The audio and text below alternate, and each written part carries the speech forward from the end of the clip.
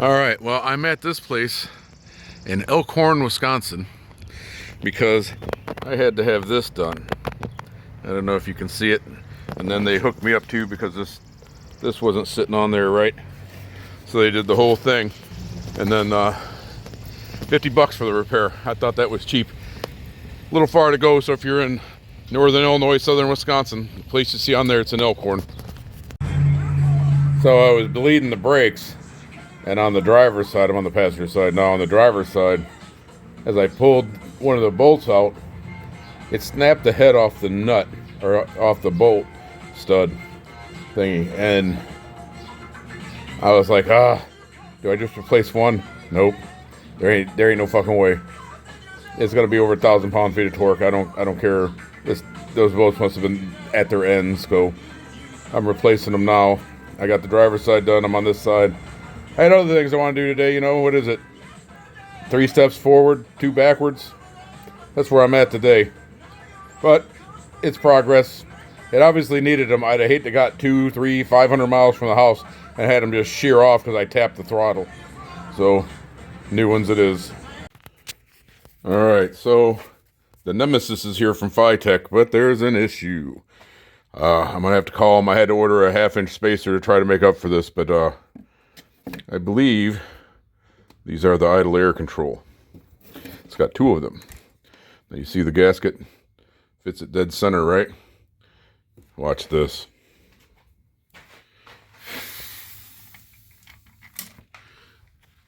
You notice that it overlaps the intake, both ends.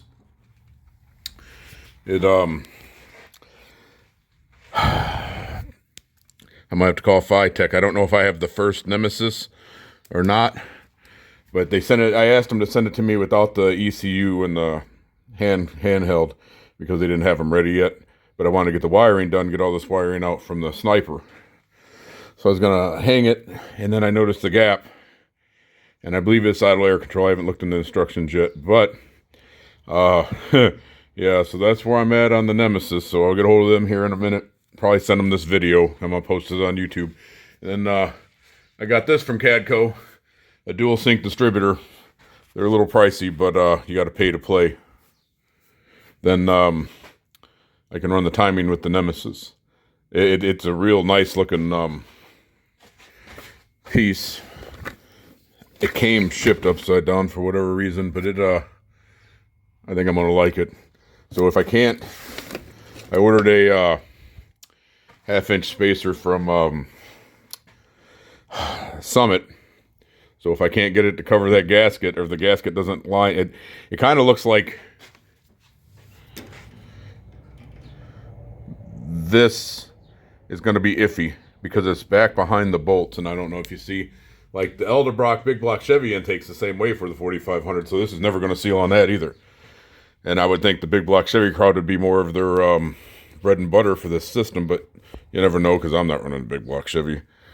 But so if you run a straight line from the edge of the bolt holes, this is actually sitting behind it on both ends. So I'll get hold of Fitech here in a minute.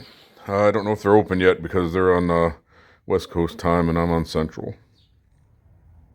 Oh, and I put the new shocks in just so everybody gets a slight update. Shocks are in. Radiator is repaired and it's in. Everything's back together. I'm waiting on a header so I can get the header in, get the turbos on. I have to have the Fitech on because I got to finish the T at the end of that long dong that's hanging off of it for the intakes coming off the turbos. And then oh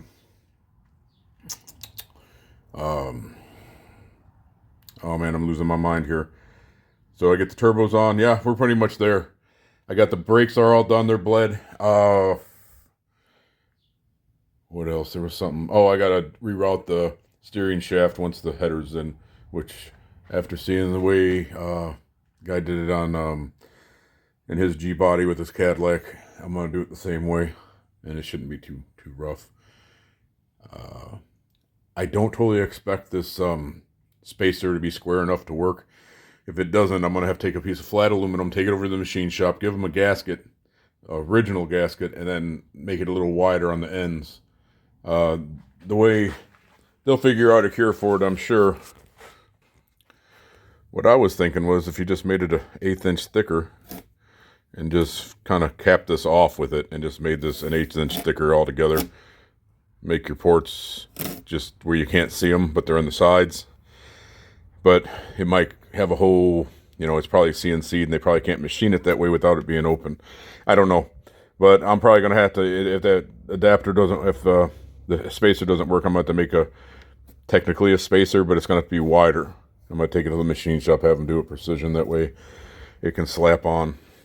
Looks like a real nice system other than that. I was looking at intakes online, like, to see the correlation between the bolt holes and the flange, and most of them push in like mine.